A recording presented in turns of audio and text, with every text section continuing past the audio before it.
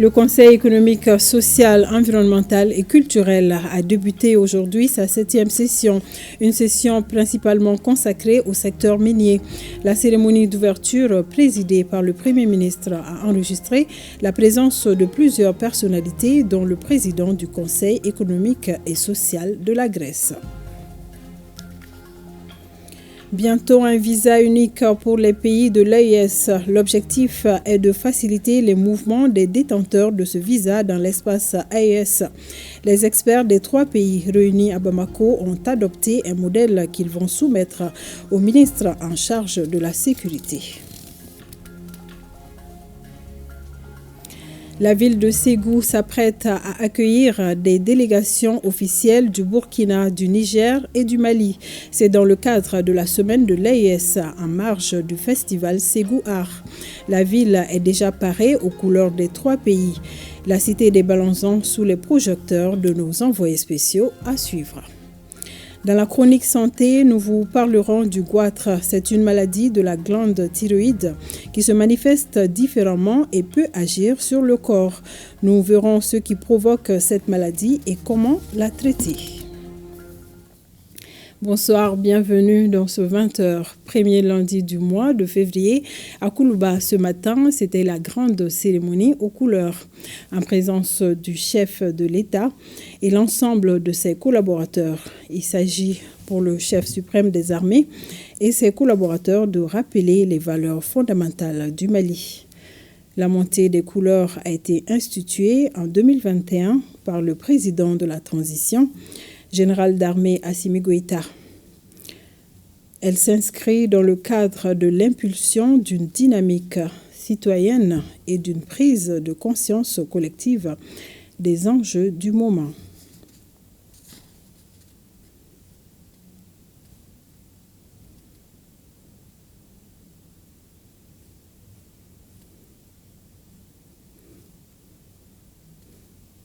Montée des couleurs nationales ce matin à Koulouba. Et à la primature également, ce lundi 3 février 2025, le Premier ministre, ministre de l'administration territoriale et de la décentralisation, général Abdoulaye Maïga, a présidé la montée des couleurs nationales autour du chef du gouvernement, les chefs des services rattachés, les membres du cabinet de la primature, ceux du ministère de l'administration territoriale et de la décentralisation, le gouverneur du district de Bamako, le président de la délégation spéciale du district de Bamako, les forces de sécurité et le personnel. Ce beau monde a entonné l'hymne national. Cette cérémonie de montée des couleurs vise non seulement à entretenir une véritable cohésion au sein de l'équipe, mais aussi et surtout à promouvoir la paix, la stabilité et à cultiver l'amour de la patrie.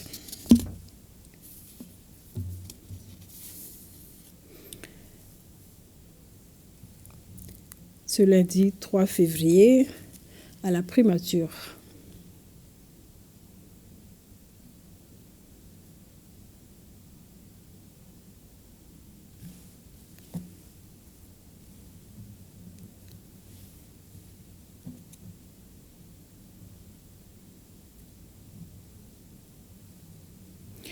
Ouverture ce 3 février de la 7e session du Conseil économique, social, environnemental et culturel. Le thème qui alimentera les travaux de 2 semaines porte sur le secteur minier au Mali vers une exploitation allant développement économique, social, culturel, environnemental. Plusieurs invités de marque étaient présents, notamment le Premier ministre, le président du CNT et le président du Conseil économique, social et culturel de la Grèce, Nyanya Alou Traoré, Toumani Diabaté.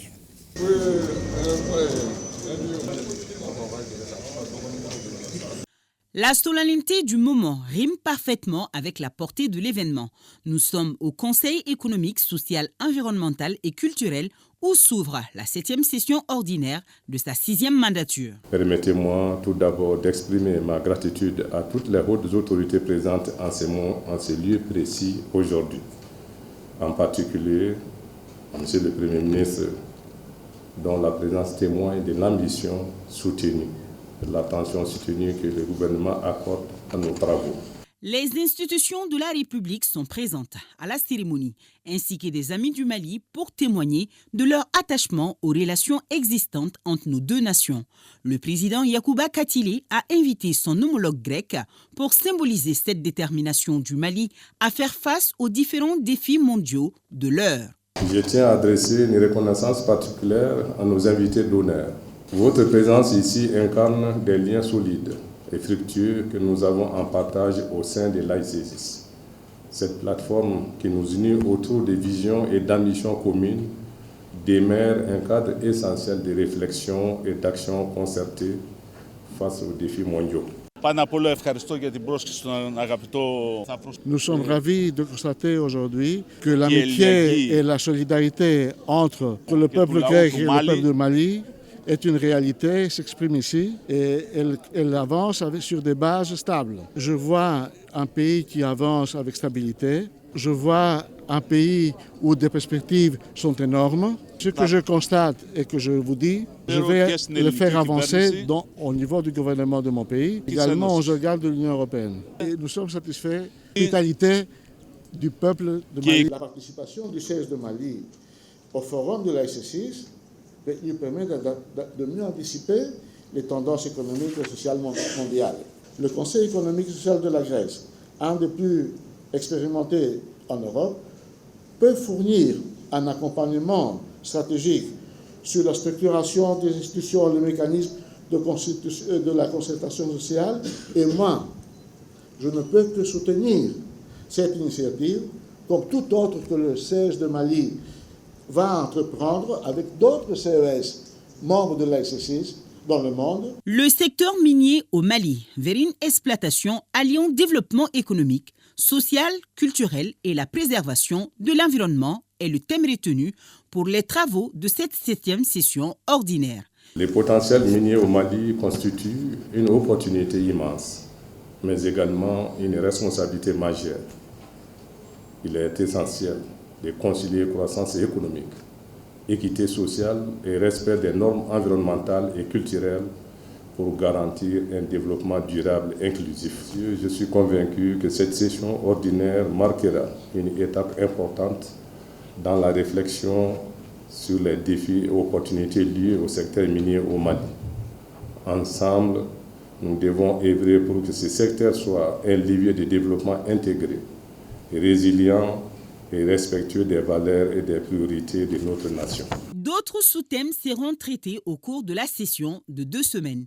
Il s'agit notamment de la loi numéro 2023-041 relative au contenu local dans le secteur minier vers une meilleure inclusion des acteurs locaux dans la chaîne de valeur minière, l'état des lieux de l'exploitation minière au Mali, l'artisanat minier au Mali ou encore la problématique de l'orpaillage artisanal au Mali. Par ailleurs, le président Katile a clos son discours par une note d'espoir faisant allusion à la décision des autorités de la transition de faire de 2025 l'année de la richesse et de la diversité culturelle de notre pays. Après l'ouverture de la 7e session de la 6e mandature, les membres du Conseil économique, social, environnemental et culturel ont entendu la communication du ministre des Mines sur le thème de la dite session. Le ministre a expliqué aux conseillers comment notre pays entend faire du secteur minier un levier du développement industriel de notre pays. C'est Mamadou Fane qui nous en parle. Le secteur minier est un domaine sur lequel beaucoup de Maliens fondent de l'espoir pour le développement du pays. Et la 7e session ordinaire de la 6e mandature du Conseil économique, social, environnemental et culturel est l'occasion pour les conseillers de la République de suivre avec un intérêt la communication du ministre des Mines sur le domaine. Notre pays a été longtemps connu comme un pays producteur d'or, mais de plus en plus nous sommes en train d'aller vers la diversification. Mais il n'y a pas que ces substances, il y a d'autres substances stratégiques comme l'uranium, la bauxite. Il y a beaucoup de minéraux sur lesquels nous travaillons et nous pensons qu'aujourd'hui nous sommes en train de nous positionner. Nous travaillons avec la SOREM, qui est l'entreprise nationale, mais aussi avec des partenaires pour que ces autres substances minérales puissent être exploitées. Le thème de la session interpelle tous les Maliens car il s'agit d'un enjeu national où se croisent croissance économique, justice sociale, valorisation culturelle et protection de l'environnement selon le président du Conseil. Le Mali, riche de son sous-sol, est aujourd'hui un acteur incontournable sur l'échiquier minier international. Nous devons œuvrer pour que cette exploitation ne soit pas seulement source de recettes fiscales, mais aussi un levier d'industrialisation, d'emploi et d'amélioration des conditions de vie des populations. Durant cette session, les conseillers de la République apporteront leurs conseils et recommandations sur la transformation de cette richesse en opportunité de développement de notre pays.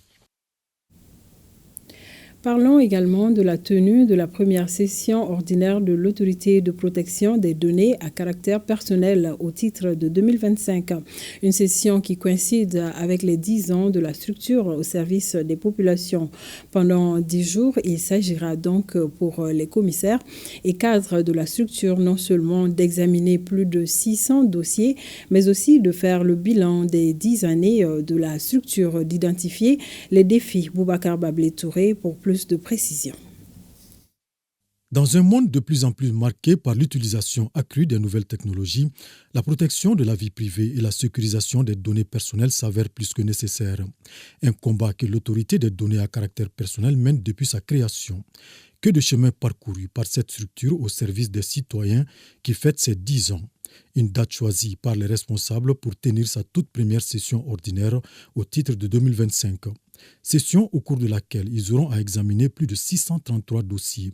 Parmi ces dossiers, ceux des structures qui tardent à accomplir la mise en conformité de leur traitement de formalités déclaratives devant l'APDP. C'est aussi une grande opportunité pour nous de réaffirmer la fermeté de l'autorité dans l'application de la réglementation et son rôle régulateur et protecteur. La conformité n'est pas une option, mais une exigence. Et notre engagement doit être sans faille pour accompagner, sensibiliser et, si nécessaire, sanctionner. La session est aussi mise à profit par les responsables pour faire le bilan des 10 années de la structure, d'identifier les défis et orienter l'APDP vers de nouvelles ambitions en lien avec les réalités de l'heure. Cet exercice est d'autant plus nécessaire que la protection des données personnelles n'est plus une simple question de réglementation. Elle est devenue une nécessité stratégique, un gage de confiance pour les citoyens et les entreprises et un levier incontournable pour le développement du numérique. Et le président Samasekou d'inviter les commissaires et cadres de la structure à redoubler d'engagement pour faire de l'APDP une institution de référence en matière de protection de données. Aussi, la 77e session ordinaire du Conseil des ministres de l'Organisation pour la mise en valeur du fleuve Sénégal OMVS a eu lieu les 30 et 31 janvier à Conakry, la capitale guinéenne. Après examen des points inscrits à l'ordre du jour, le Conseil a pris connaissance de l'état d'avancement satisfaisant de la mise en œuvre des programmes de l'organisation à travers les rapports des différentes structures. Par ailleurs, le Conseil a approuvé les programmes d'activité pour l'année 2025 ainsi que les budgets alloués à cet effet. À noter que cette session a enregistré la présence des ministres chargés des questions hydrauliques de tous les pays membres de l'organisation, à savoir le Sénégal, la Guinée, la Mauritanie et le Mali, qui a d'ailleurs assuré la présidence de cette 77e session ordinaire.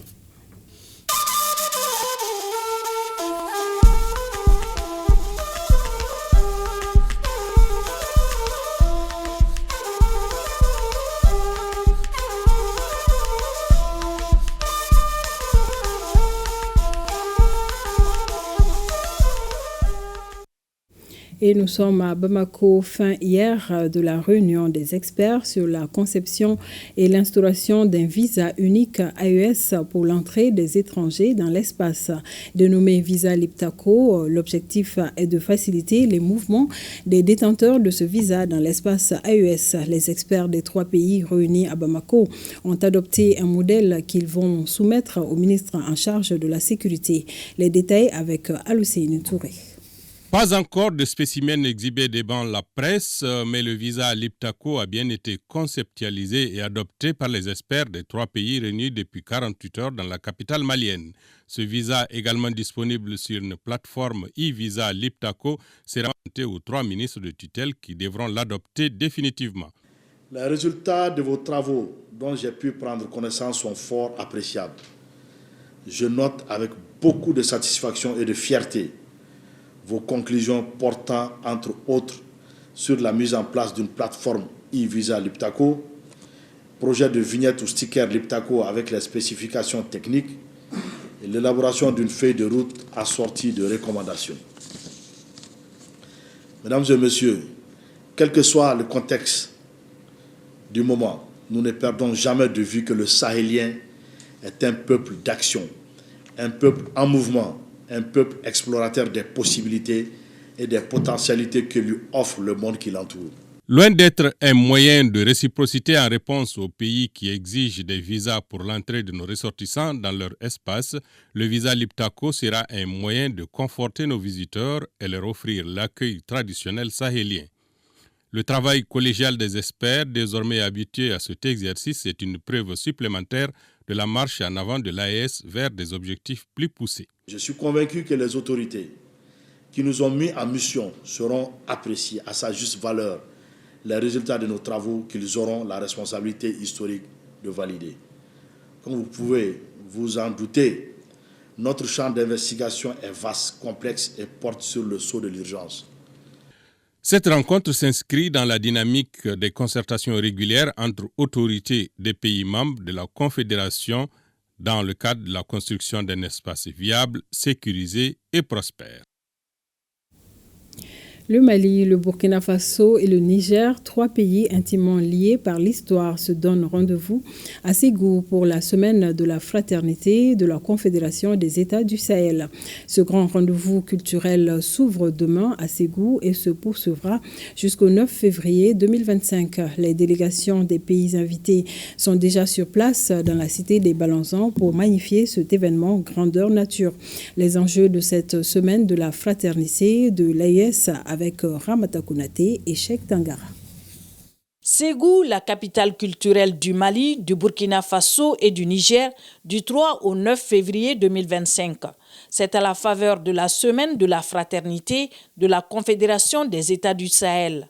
Il s'agit de célébrer certes la fraternité, mais aussi et surtout de consolider la vision commune des dirigeants des 3 pays de la Confédération des États du Sahel. Depuis quelques mois, le président de la transition, le chef d'État, le général d'armée Assimi Goïta, président en exercice de la Confédération des États du Sahel, nous avait instruit de travailler sur l'élaboration d'une politique culturelle commune de l'AES, avec une stratégie commune de développement de l'artisanat des États de l'AES. Donc, nos experts ont travaillé depuis quelques mois pour élaborer cette politique culturelle commune des États de l'AES.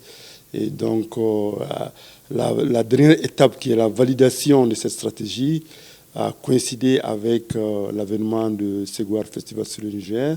Donc, nous avons décidé de coupler les 2 événements pour en faire une grande fête pour célébrer cette riche culture de notre patrimoine commun. Cette fraternité a commencé bien avant l'AES, puisque avant l'existence de l'AES, nous on parlait toujours du Liptako Gourma, qui est vraiment l'embryon, l'origine de l'AES, c'est le même peuple, c'est la même culture. Cette semaine, c'est l'expression purement culturelle de tout ce qu'on a d'original de nos 3 pays pour l'image du monde. La semaine s'annonce très belle, le festival sera très beau et nous allons donc partager nos richesses culturelles, partager toutes nos connaissances, toutes nos expériences en matière donc, de culture, et c'est véritablement ça l'AES.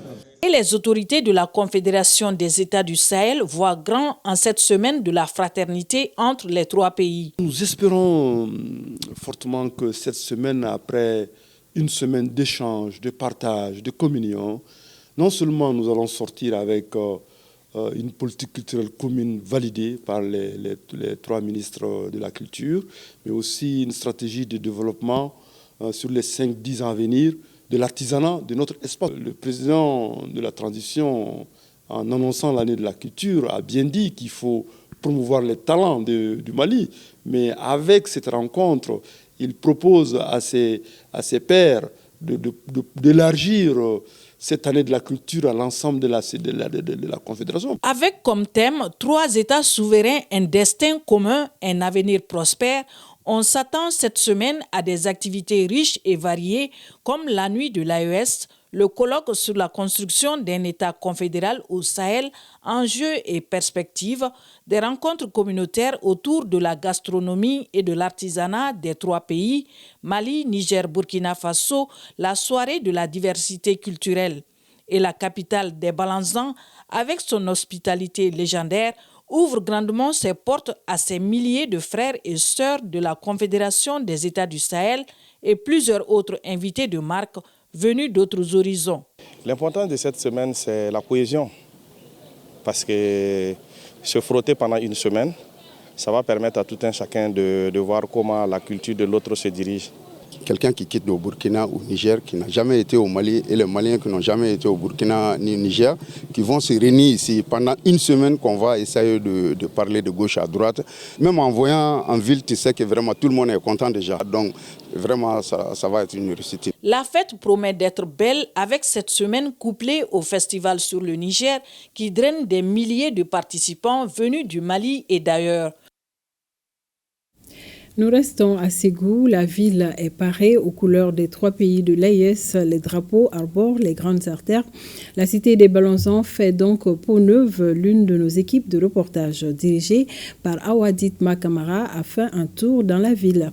Du quai des Arts à la grande scène d'Armonzon et le site de la foire, chacun s'active de son côté pour réserver un accueil des grands jours aux différentes délégations. Ségou sous les projecteurs de nos envoyés spéciaux. Suivons.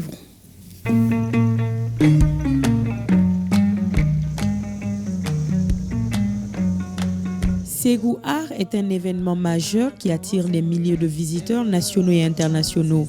Un rendez-vous annuel qui contribue au développement socio-économique de la région. Ce lundi matin, les préparatifs vont bon train. La ville s'est métamorphosée et arbore fièrement les couleurs de l'AES. Ségou Art, Festival sur le Niger, cette année, la programmation elle est riche et éclectique. Cette année, la première innovation, c'est qu'on aura une ouverture de grandeur nature au niveau de la scène d'Armonzon, où on aura l'ouverture officielle de Ségou Art Festival sur le Niger, avec la symphonie musicale sur la paix. Cette édition est un mélange d'activités culturelles, artistiques et éducatives qui promet d'enchanter les participants. Faites ça rapidement. On n'a pas toute la journée pour ça, vous aussi. Mais avant d'attacher, il faut tendre la corde. La grande scène d'Armonzon où se produisent les artistes de renom reçoit les dernières touches. Les équipes s'affairent à mettre en place les équipements techniques, les décors, bref, les petits plats sont mis dans les grands pour accueillir les artistes et le public dans les meilleures conditions. Actuellement, on est à 99%. On attend que le jour J pour commencer.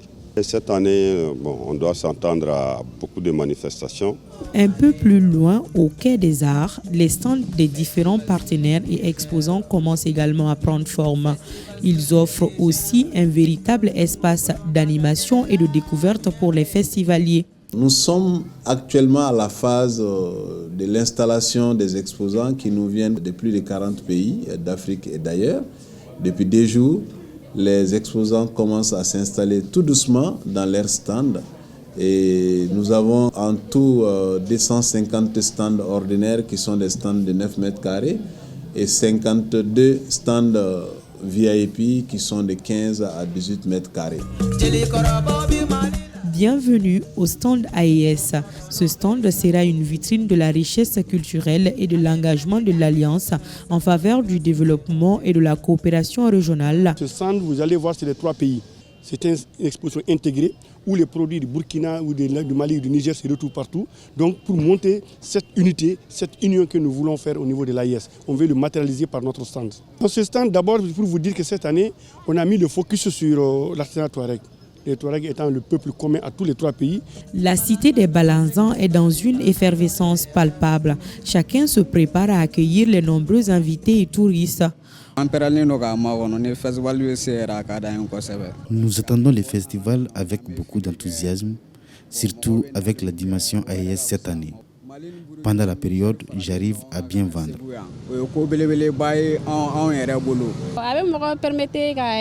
C'est du divertissement pour moi et j'apprends beaucoup.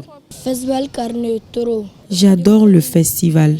Pour nous enfants, c'est de l'apprentissage. Nous dessinons et il y a des spectacles. En tout cas, l'édition 2025 marquée du Saut AES se présente comme un événement inoubliable et la cité des Balanzans est déjà prête pour vous accueillir. Tout à fait, tous à Ségou. Au Faso, une délégation composée notamment du chef d'état-major général des armées et du ministre d'État en charge de l'administration territoriale était samedi dernier à Séba dans la région du Sahel. C'était pour apporter aux forces combattantes un message de cohésion et de discipline pour bouter le terrorisme du Burkina avec les forces vives de Séba. La délégation a transmis les encouragements du chef de l'État au regard de leur résilience en ces moments difficiles. De retour de Séba, bienvenue Taoussa. 2025, l'année de l'intensification de la guerre contre le terrorisme, et Séba dans la région du Sahel, attaquée il y a près de 2 semaines, doit entendre le message important de cette délégation composée notamment du chef d'état-major général des armées et du ministre d'État, ministre de l'administration territoriale et de la mobilité. C'est le moment de se souder davantage pour gagner la guerre et la discipline est de mise. C'est l'essentiel du message adressé aux hommes du détachement. Cela suppose qu'il faut que nous ayons un rang groupé, il faut que nous soyons solides. Vous êtes des professionnels, comme on l'a dit, c'est vous qui dirigez les opérations sur le terrain. Et donc, vous devez travailler de concert avec les VDP, de concert avec la population, pour que nous puissions gagner cette guerre-là. Individuellement pris, on ne pourra pas. Et donc, vous devez aller dans le même sens. Et dans ce contexte, les réseaux sociaux représentent une menace à plus d'un titre. Les forces combattantes sont invitées à se départir des propos haineux et mensongers qui y sont véhiculés, gage d'efficacité. Actuellement, la guerre prend d'autres dimensions. C'est une guerre de libération. Il y a des attaques sur le terrain. Il y a des attaques dans les réseaux sociaux pour démobiliser et décourager les gens. Ici, une rencontre avec les forces vives de Séba. La délégation traduit ici les mots de réconfort et d'encouragement du chef de l'État à l'ensemble des habitants et salue leur résilience. Toute autorité qui est venue ici, nous les remercions parce qu'ils sont venus nous témoigner que nous avons un soutien. Nous avons vu une force qui est arrivée à Séba. Nous les avons encouragés à continuer le combat pour aujourd'hui débarrasser notre pays de cette vermine terroriste, mais aussi nous les avons encouragés à se départir des messages haineux. Avant de regagner Ouagadougou, un tour à Dori où le mot d'ordre reste le même, celui notamment de la cohésion et de la solidarité, comme ici au 41e RIC et chez les soldats du feu. Une délégation composée d'officiers du Mali et du Niger pour dire que désormais la lutte se mène ensemble avec toutes les forces de la Confédération AES. La radio-télévision du Niger, RTN, et la direction régionale de l'éducation nationale s'associent pour vous présenter une émission télé de compétition scolaire. Cette émission opposera les élèves du niveau primaire de 12 écoles bilingues de Niamey sur des exercices en langue nationale Hausa et Zarma. Le lancement officiel, c'était hier au centre culturel Mustapha Alassane de Niamey. Le point avec Abdulaziz Issaka.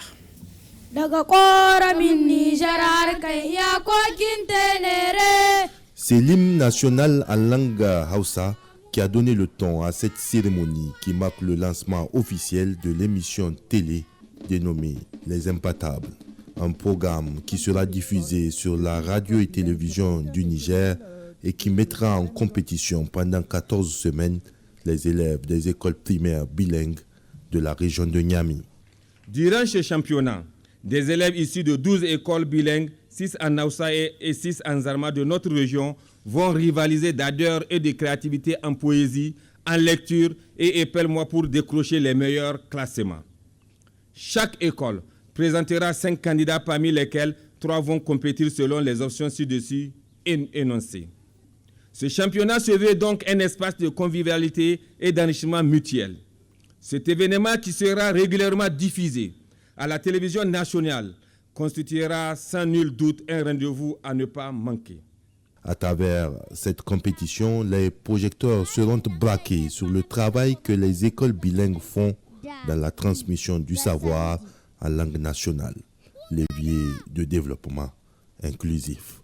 Ce cadre d'excellence placé sous le thème « L'utilisation des langues nationales pour la promotion de la qualité de l'éducation » n'est pas qu'une compétition.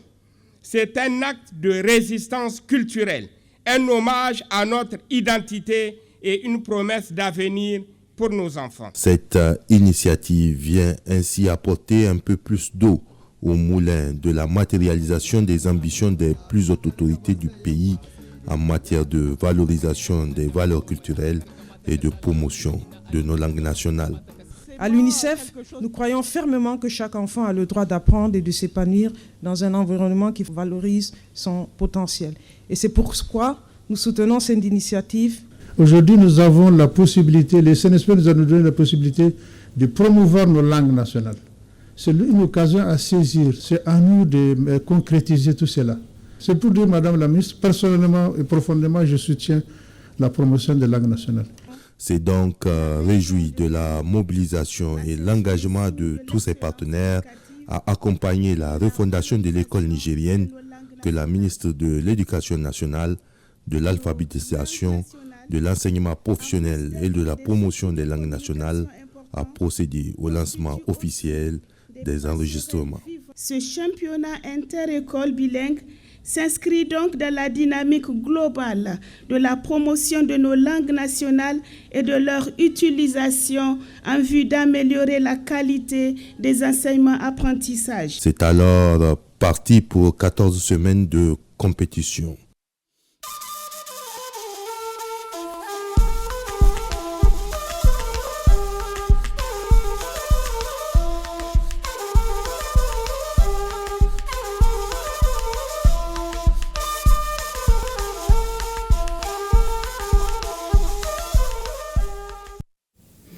Des obus ont été lancés hier soir sur la ville de Bourem, chef-lieu du cercle dans la région de Gao.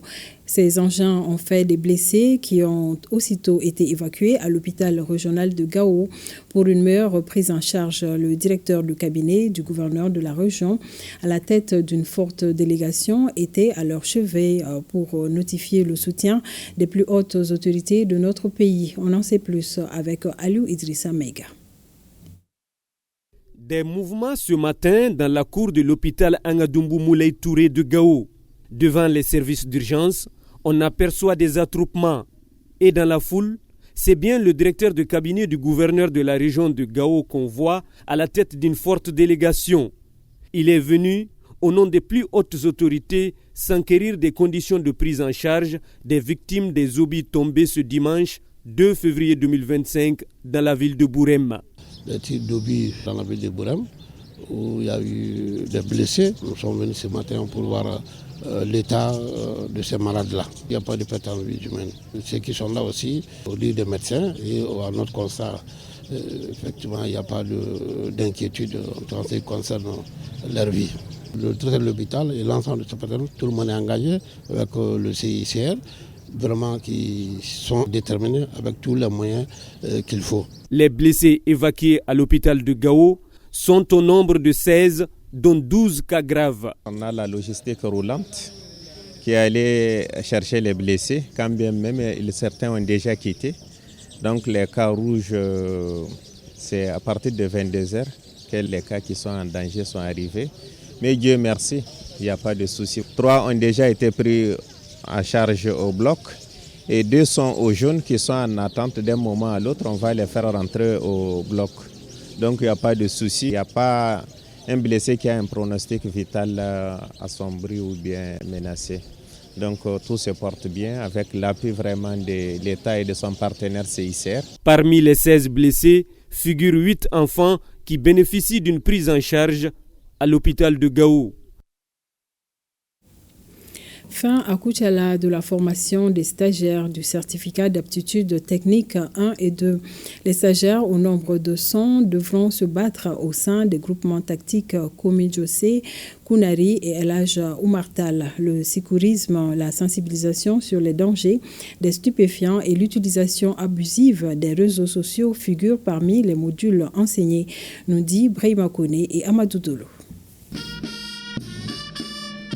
Cette cérémonie marque la fin de 6 mois de formation de 100 stagiaires composés d'élèves sergents et caporaux. Une formation professionnelle sanctionnée par les certificats d'aptitude technique CAT1 et CAT2. Toute chose qui symbolise une armée renforcée avec la participation de la protection civile à cette formation. Cet événement illustre l'évolution et la militarisation du corps des sapeurs-pompiers. Ce partenariat enrichissant reflète une belle synergie entre nos forces et ouvre la voie à de futures collaborations au service de la sécurité et de la protection de nos concitoyens. Un accent particulier a été mis sur le sécurisme, notamment pour les élèves caporaux de la protection civile. Cette spécialisation, qui a également bénéficié à vos camarades de l'armée de terre, reflète une priorité essentielle. En plus des modules de formation indiqués, les élèves stagiaires ont été sensibilisés aux dangers des stupéfiants et de l'utilisation abusive des réseaux sociaux. Des efforts sans précédent ont été déployés pour renforcer nos capacités opérationnelles. La modernisation de nos forces à travers de nouvelles acquisitions d'équipements nous donne les moyens d'agir avec efficacité sur le terrain. Le recrutement en hausse constante témoigne de la volonté de renforcer nos effectifs pour répondre aux besoins croissants de la défense nationale. Au chapitre du classement des stagiaires au niveau du CAT1, l'élève caporal Fousseni Diarra est premier avec 16,75 de moyenne. Quant au major du CAT2, le caporal Issa Kamara, il a obtenu 16,89. L'état-major est bel et bien dans son rôle qui consiste à préparer les hommes et les mettre à la disposition de l'état-major général. J'ai vu que les directives de la hiérarchie se passent bien, que chaque homme puisse d'abord se connaître soi-même, connaître son ennemi, avant d'aller à toute confrontation que ce soit. 4 sections du CAT1 et 2 du CAT2 réapparaissent vaillamment pour boucler la boucle de cette cérémonie à travers un défilé militaire. Un mot de politique à présent, c'est l'initiative de Maître Moutagatal. Plus de 70 formations politiques du Mali se sont retrouvées pour plancher sur un projet de la nouvelle charte des partis politiques du Mali. Il s'agit pour l'initiateur de cette rencontre de recueillir des propositions relatives à la rédaction de la nouvelle charte conformément aux souhaits des autorités de la transition. Cette démarche d'inclusivité du gouvernement a été appréciée par la classe politique. Reportage Mamadou Fane. 74 partis politiques se sont réunis ce samedi pour faire des propositions à la demande du ministère de l'administration territoriale qui sollicite ces formations politiques concernant la nouvelle charte des partis politiques. Objectif, faire un front commun pour présenter un draft prenant en compte les recommandations de la classe politique sur les sujets comme la réduction du nombre de partis, le financement des partis politiques et le nomadisme politique. Le texte à réviser est le socle de l'existence des partis politiques. Le gouvernement, l'administration a souhaité sa relecture et je pense qu'aucun parti politique n'est opposé à cette relecture après 20 années de pratique qui a révélé bien évidemment des lacunes de fonctionnement mais aussi des besoins nouveaux. Si nous voulons être positifs, il vaut mieux éviter l'émiettement, travailler en amont, rassembler toutes les bonnes idées, en faire la synthèse et apporter cela au gouvernement comme la contribution de l'ensemble des partis politiques. Cette initiative de Maître Moutagatal a été unanimement saluée par les représentants des partis politiques qui pourraient constituer selon eux une force de proposition. J'apprécie à juste valeur parce que c'est l'homme qui l'a fait, c'est lui qui pouvait faire mieux que même ça. Ce que le gouvernement a fait, c'est une bonne chose pour les partis politiques. Au lieu de décider seul dans son coin de l'avenir des partis politiques, le gouvernement a jugé nécessaire de nous consulter sur ce qui nous concerne nous-mêmes. Donc moi je pense que c'est une très bonne opportunité pour nous à aider le gouvernement à ce que les partis politiques marchent mieux dans notre pays. Les assises avaient demandé la réécriture de la charte des partis politiques. Mais nous retrouver ici ensemble aujourd'hui, je crois que c'est un signe de rassemblement de la classe politique.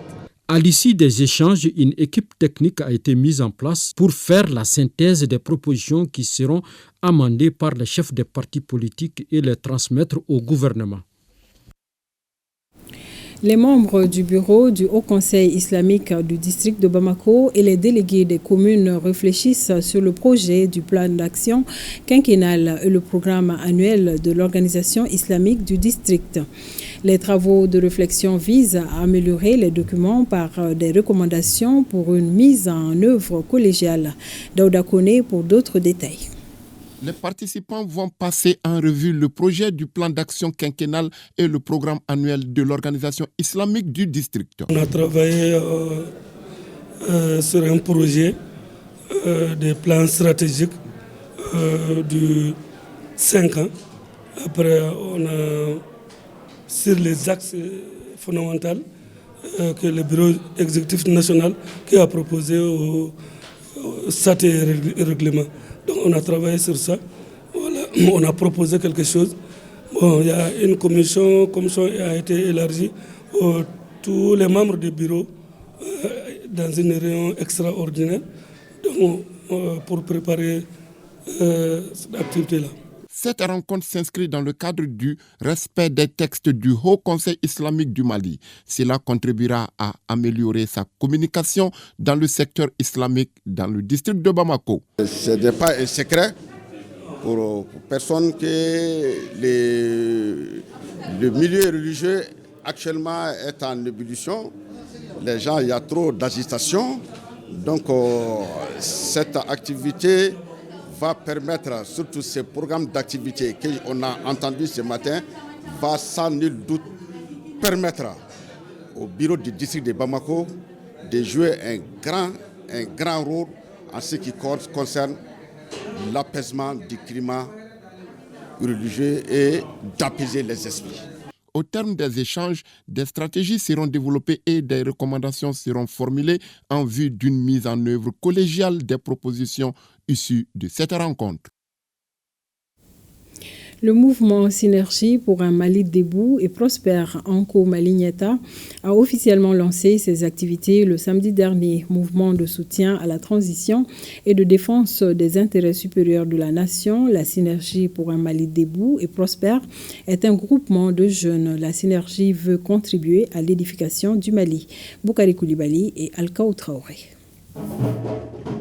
Mobilisation grandeur nature ce 1er février à la maison des jeunes de Kati. La raison est toute simple, c'est le lancement des activités du mouvement Synergie pour un Mali prospère, un consortium d'associations et de mouvements de jeunes qui entend aider les autorités de la transition dans l'atteinte de leurs objectifs. Nous, jeunes unis au sein de Synergie pour un Mali debout et prospère, s'engagent à soutenir la transition et nos femmes pour établir l'unité et la paix sur toute l'étendue du territoire du Mali et de l'AES. Rehausser l'image de l'armée malienne, informer et sensibiliser la population malienne pour un changement de comportement en vue d'un Mali de croix. Cultiver le patriotisme et l'amour du pays chez les jeunes. Consciente de la nécessité pour les Maliens de cheminer ensemble, la Synergie pour un Mali prospère s'est dit ouverte à d'éventuelles adhésions. Nous demandons l'implication et l'engagement de tout un chacun pour cette exaltante mission.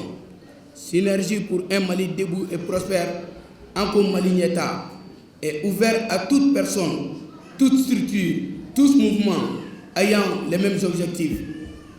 Cette cérémonie, qui se veut également un cadre fédérateur, a enregistré la présence remarquée de Diabaté Mariam Bamba, maire de Pelengana, non moins invitée d'honneur.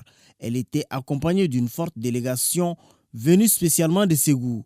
Une délégation qui a tenu en haleine le public avec des sonorités du terroir. Et de la culture, on en reparle. La 20e édition du Mali Festi Reggae 2025 se tient du 13 au 15 février prochain sur les berges du Palais de la Culture. En prélude à cet événement, les organisateurs ont initié une session de formation à l'intention de certains journalistes. Une occasion pour dévoiler le programme et les innovations de l'édition 2025. Le reportage de Fademba Keita. La consommation des stupéfiants, notamment du cannabis, la drogue la plus enviée au Mali, est à la base de plus de 45% des troubles mentaux chez les jeunes, précise le réseau Un Mali sans drogue. C'est donc conformément à sa vision qui est de prévenir les dangers, responsabiliser les jeunes, minimiser les risques et les conséquences que Mali Festi Reggae organise cette formation en journalisme mobile. Cette formation vous donne les moyens de devenir des messagers de l'espoir, de dénoncer ces fléaux et de promouvoir des solutions à travers vos reportages, vos vidéos et vos différentes publications. Vous serez les ambassadeurs d'un Mali réconcilié avec lui-même. Il est important de savoir la lutte contre la drogue. Et il y a la lutte contre la consommation de la drogue. C'est la population civile qui peut faire ça, les associations, les organisations. Mais il y a la lutte contre le trafic illicite. C'est les autorités qui ont mandaté des services compétents tels que la police, la gendarmerie, la douane, etc. qui s'occupent de cela. L'implication et la vigilance des parents et des communautés, le renforcement des liens de cousinage à travers nos identités culturelles sont autant de pistes à explorer pour éradiquer ce fléau. Nous nous adressons aux parents d'être plus responsables envers les enfants. C'est une responsabilité de se marier. Et quand on se marie, on veut toujours avoir des enfants. Mais les enfants, ce n'est pas pour meubler la maison. Voilà. Il faut les éduquer. Quand on éduque un enfant, ce n'est plus pour vous-même, mais c'est pour la nation entière. C'est pour la communauté, c'est pour la société. Et c'est pour aider les autres autour de vous.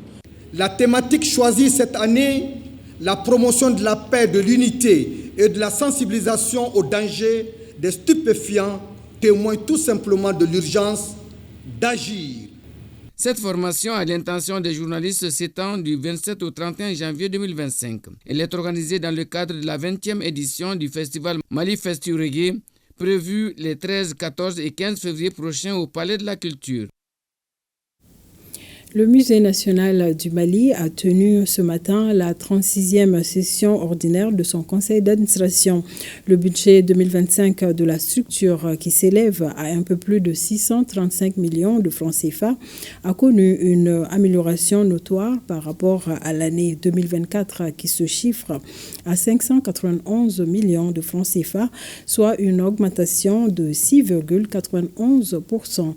Ibrahim Kaoukounate et Alkaou Traoré. Reportage.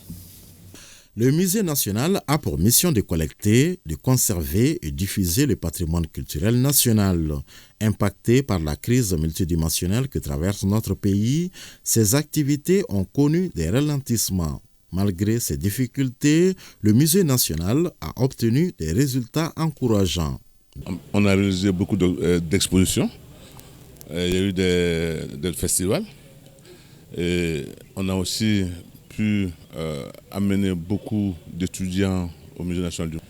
Et donc en cette année 2025, qui a été décrétée par le président de la transition année de la culture malienne, donc nous voulons faire plus, davantage, et travailler beaucoup plus à ce que le musée soit plus visible. L'augmentation des recettes est due au fait que nous avons noué des partenariats avec certains partenaires. Arrêté en recettes et dépenses, le budget 2025 se chiffre à 635 758 917 francs CFA contre 591 838 530 francs CFA en 2024, soit une augmentation de 6,91% par rapport au budget global de 2024. En ces instants charnières pleins de confiance et d'espérance, où l'État est résolument engagé sur les chantiers de la réconciliation de la paix, des cœurs et des esprits pour atteindre l'objectif du développement harmonieux et durable, le maître mot pour le Musée national doit être la relance. Grâce aux analyses approfondies des administrateurs, le Musée national s'est doté de nouvelles orientations, notamment l'organisation prochaine au mois d'octobre avec le Musée de New York de l'exposition sur les textiles du Mali. Le ministre de la Jeunesse et des Sports, chargé de l'instruction civique et de la construction citoyenne, a présidé hier la cérémonie de clôture de la 10e édition du festival Ogobanya.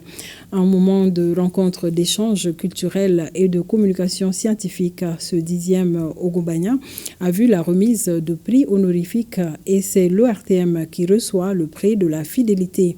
Youssouf Diakité et Tayeb Adjaouakoui ont suivi. Le festival Ogobanya est une véritable tribune pour la matérialisation de l'identité culturelle africaine, malienne voire dogon. Cette 10e édition, faut-il le rappeler, a été un espace de donner et de recevoir. Les thèmes choisis et illustratifs, tradition et modernité, la santé, la culture, l'environnement et l'architecture au service du développement. Ce 10e rendez-vous de Ogobanya a rempli toutes ses promesses. De la cérémonie d'ouverture à ces derniers jours, en passant par les soirées de cohésion sociale entre les communautés, les animations artistiques, les foires, les dialogues intercommunautaires, la prestation des masques, les compétitions sportives, les conférences débats, l'enseignement de nos enfants sur les espaces enfants et les soins de santé, de dépistage, de soins chirurgicaux offerts à la population. Tout cela nous a permis d'aller au bout malgré les contingences liées à un tel événement. Le festival a enregistré cette année la présence de beaucoup de pays africains et européens, mais l'un des invités de marque, c'est le ministre nigérien de la Jeunesse, des Sports, des Arts et de la Culture. Un festival très attrayant qui retrace principalement la culture dogo, même si à travers les stands on voit la participation de tous les groupes ethniques de la région, je dis de la région étendue à l'AES. Et ceci montre combien la culture doit être le socle sur lequel on doit participer à toutes les cérémonies des masses à travers cette culture. Le ministre de la Jeunesse et des Sports qui a présidé la clôture des travaux de ces Ogobanya 10 estime que les thématiques développées cadrent avec la vision présidentielle en matière de promotion culturelle. Notre pays a toujours été et demeure une terre de rencontre qui résulte d'une longue cohabitation, d'un bradage pluriel entre les populations, fondé sur la culture de la paix, la connaissance et la reconnaissance mutuelle de nos valeurs identitaires diverses et la tolérance religieuse. En cela, notre culture, dans sa richesse et sa diversité, constitue un élément fédérateur de nos communautés multiples dont il est le reflet de l'inventivité créative. Nous devons tous nous en féliciter de l'exceptionnelle réussite de la présente édition, tant du point de vue organisationnel que par la qualité des prestations artistiques et culturelles. L'un des moments forts de cette cérémonie de clôture a été la remise des prix aux différents partenaires qui accompagnent l'initiative depuis 10 ans et l'Office de radio et télévision remporte le prix de la fidélité.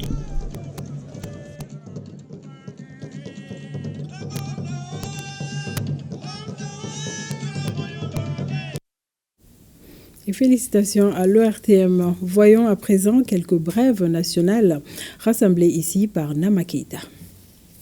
Dans le cadre d'une visite de travail, le ministre de la Promotion de la Femme, de l'Enfant et de la Famille s'est rendu au siège de la CAFO.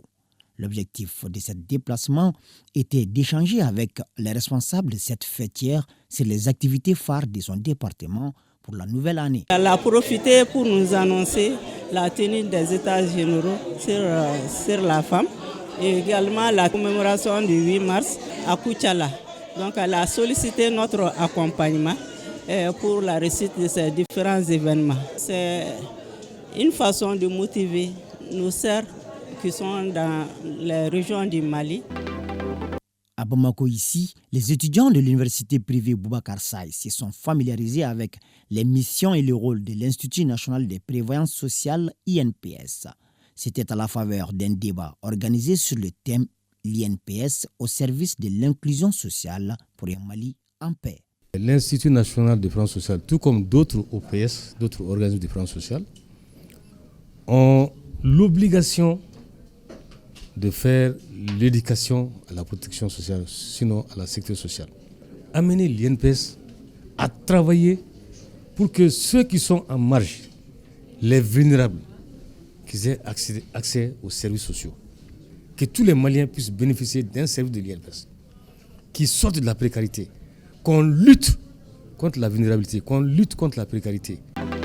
Dans la région du Bougni, le mouvement patriotique panafricain Mali, MPP Mali, a organisé une conférence débat sur des thématiques telles que la citoyenneté, le patriotisme, la souveraineté, le panafricanisme, entre autres, une manière pour les responsables du parti de célébrer le 64e anniversaire de la création de l'armée malienne. L'objectif recherché, c'est d'abord de magnifier le patriotisme et la bravoure de l'armée dans son entièreté.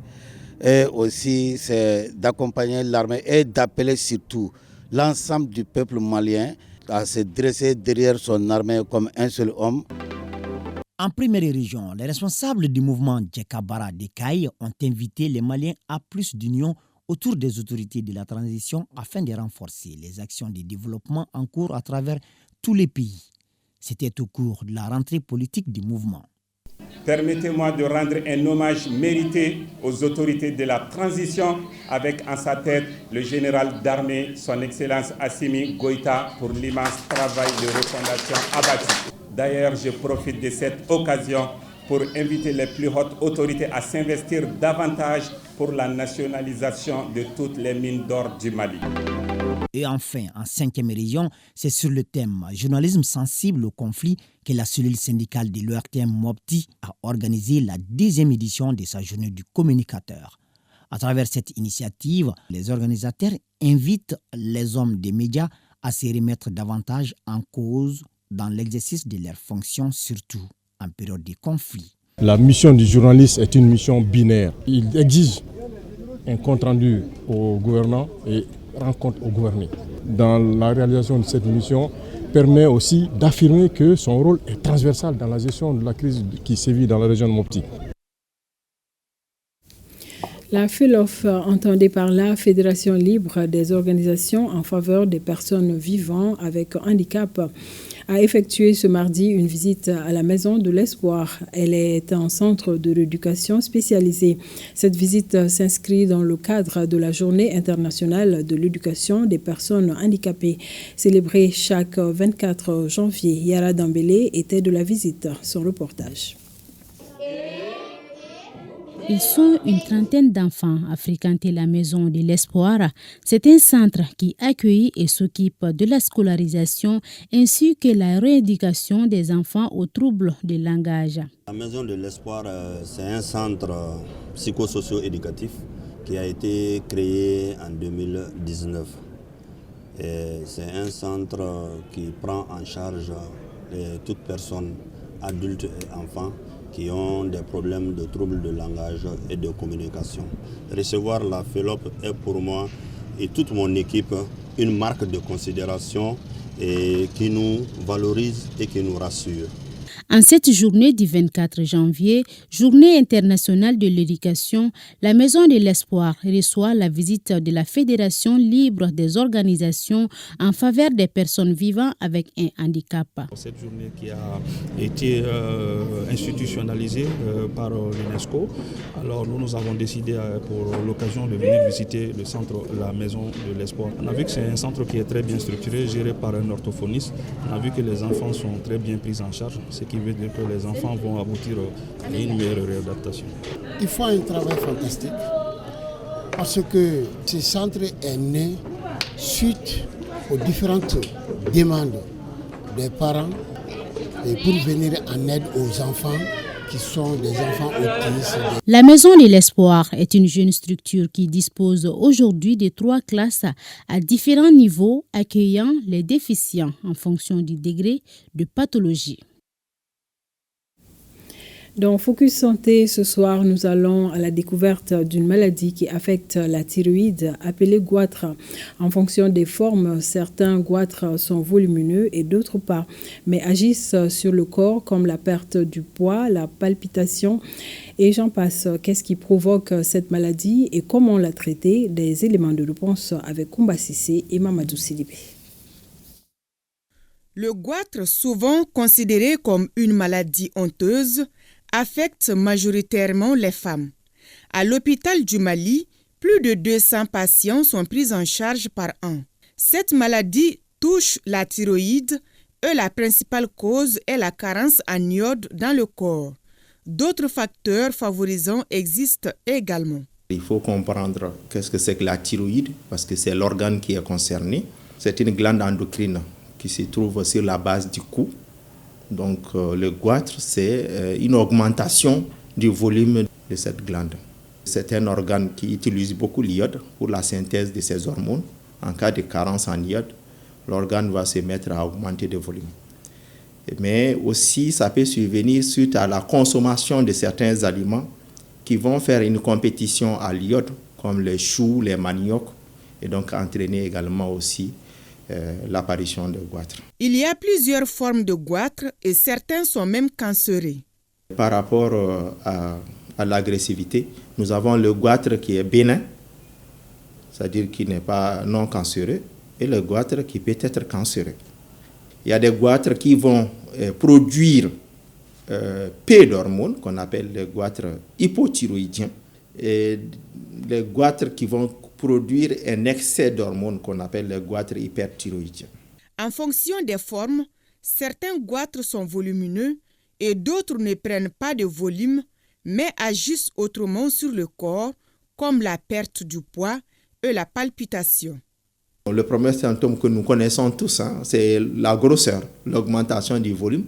C'est cette masse cervicale qui va être aperçue par tout le monde. Cette masse-là, elle peut être indolore. Le plus souvent, ça fait pas mal. Ça peut être sensible et faire mal. Les autres, ce sont des perturbations liées à la fonction hormonale. Bafouné, une des patientes, a constaté le goitre au moment de sa grossesse, il y a quelques années de cela. Et depuis, le goitre prend de volume progressivement.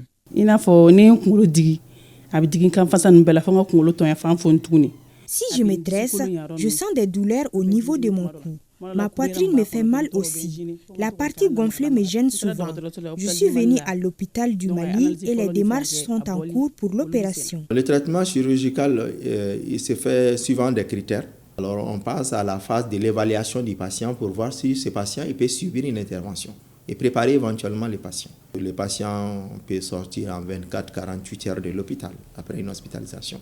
L'ablation du goitre n'est pas la seule solution. Le traitement peut être aussi médicamenteux. Alors, pour les gens qui ont une insuffisance en hormones, suite à une atteinte de la glande, ces gens-là vont avoir une supplémentation en hormones. L'hormone qui est le plus souvent administrée dans ces cas, c'est la athyroxine. Maintenant, il y a d'autres qui vont avoir un excès d'hormones. En ce moment, on va utiliser des médicaments qui vont freiner la sécrétion de ces hormones thyroïdiennes. Alors, concernant le volet de prévention, l'Organisation mondiale de la santé a proposé que nos ménages consomment du sel iodé pour éviter effectivement la survenue de cette maladie-là. Alors, il y a aussi des programmes nationaux de lutte contre cette maladie-là, où il y a des préventions, où on donne des capsules à base d'iode aux enfants. Certains goitres se transforment plus rapidement en cancer. Alors, cancéreux ou pas, seuls les examens médicaux déterminent les formes. C'est ce qui referme cette édition. Merci de nous avoir suivis. À demain, même heure, même plateau. D'ici là, prenez soin de vous.